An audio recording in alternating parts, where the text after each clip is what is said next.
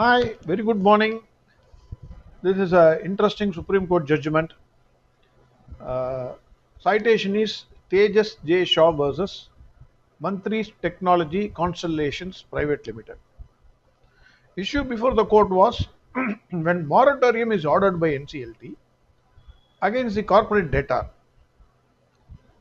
can the proceedings in the other courts against directors or promoters, whether it can continue or not, or the moratorium will apply to not only to the corporate debtor, that is the company, but also to the subsidiary companies, directors, promoters, etc.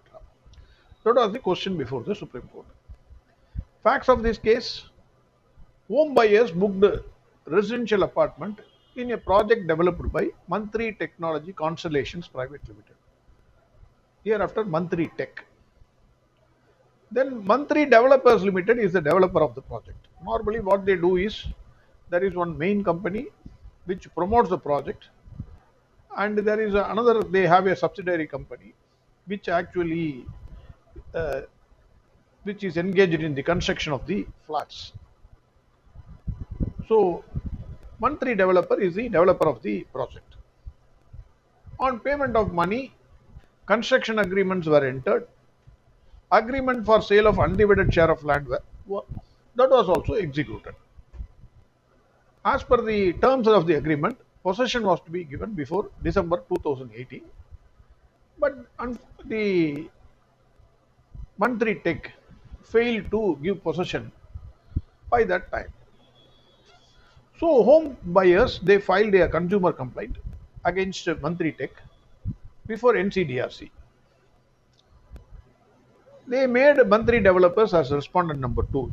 He is the developer of the project, and the promoters were made as respondents 3 to 5, 3, 4, 5. So 3. Then the landowners, they are also made as respondents 6 and 7.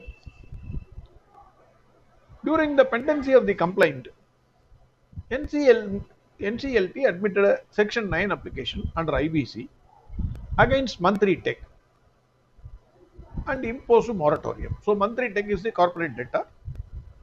The NCLT admitted the application and imposed a moratorium. Now the NCDRC, it was not hearing the case on the ground that the moratorium has been imposed against the company. So the home buyers, they moved an interim application before NCDRC and requested the NCDRC, stating that moratorium has been imposed only against the corporate debtor, that is the Mantri Tech, and not against the others, that is respondents 2 to 7, Mantri developers, directors, promoters, and the landowners, etc. Hence, they requested to continue the hearing. The NCDRC rejected that application.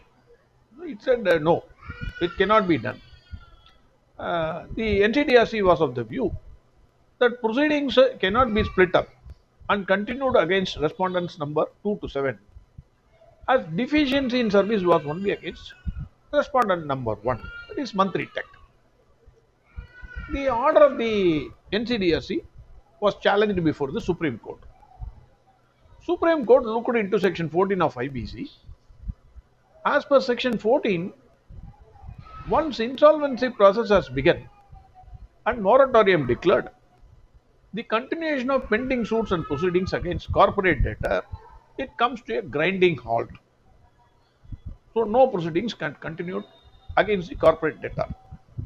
The object of IBC is to preserve the assets and facilitate the resolution process. So Supreme Court said moratorium is statutory in nature. Court cannot enlarge its ambit beyond the statute. But the moratorium operates only against the corporate debtor. No other category of persons are included in that.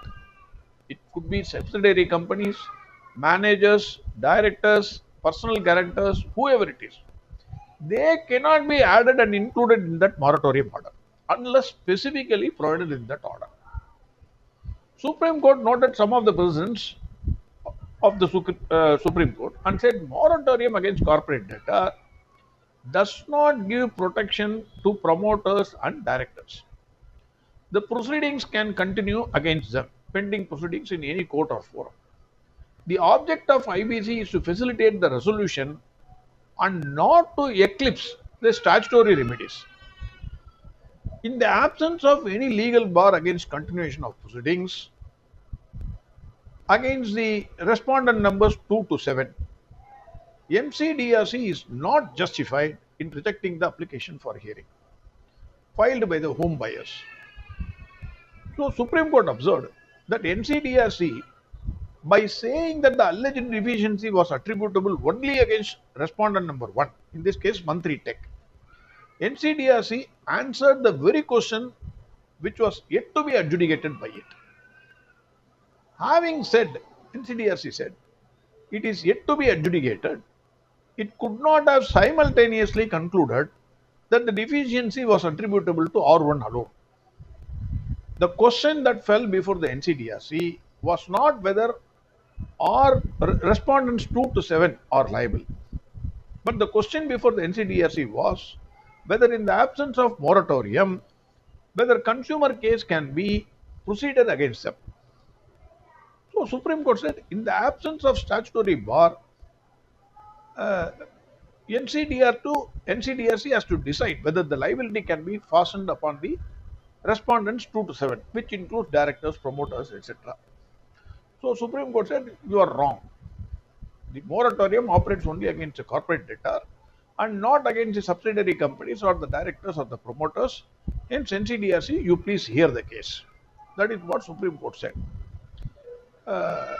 My comments are, home buyers, many of the home buyers are in pathetic situation. I am really sorry to say this. Several years after having invested their hard earned money, they are suffering like anything. I am handling a case against a big builder. The notice has been served to their corporate office, to the directors, and to their subsidiary companies, etc. Everything was returned as left. The address was taken from the Ministry of Corporate Affairs website. And the post office man comes and says, no, sir, nothing, no, nobody is there, everything is locked. I am surprised. Even the director's personal addresses, it is not there, means where they have gone, in which place they are hiding after making the money from the innocent buyers. So that is point number 1. What will the poor buyers do? Because first they execute the undivided share of land in the name of the buyer, because they have to construct 1,000 flats in which they are giving you undivided share of land, and there will be only out of 1,200 flats alone is sold. For example, what will they do with that undivided share of land? They cannot do. It's only mere paper. Nothing can be done. They cannot sell it because others have to accept. They cannot themselves construct because another 800 people are there. So undivided share of land is also useless according to me. In Chennai, one fraud constructed 1,000 flats on a temple land. How?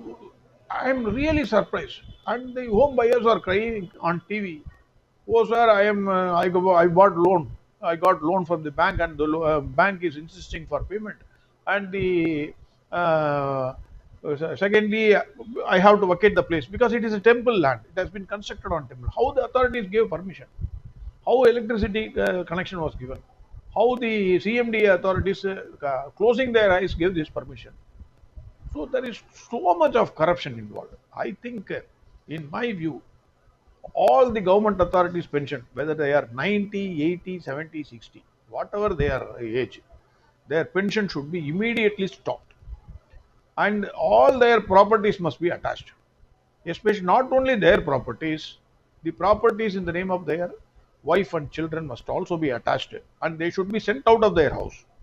Yeah, because middle class family people, their dream is to buy a house and live happily. How can these rowdies, how can these rowdies can take the money from them and enjoy that? I am really, I am not able to use harsh words. but I am unable to accept this position, which is pathetic. That is my view. Thank you very much. Have a great and wonderful day. Bye.